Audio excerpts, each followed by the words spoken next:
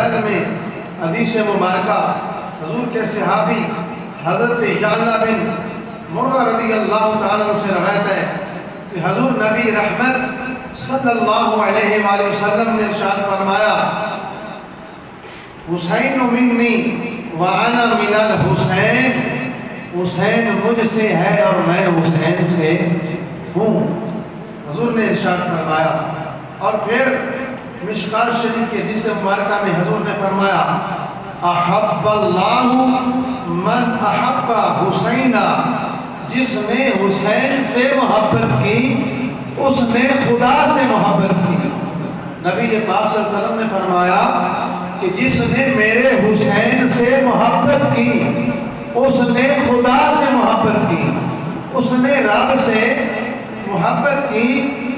اسی طرح فرمایا کہ جس نے حسین سے محبت کی اس نے مجھ محمد سے محبت کی، اور جس نے مجھ محمد سے محبت کی اس نے خدا سے محبت کی۔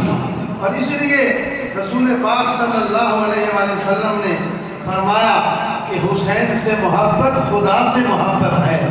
تو دنیا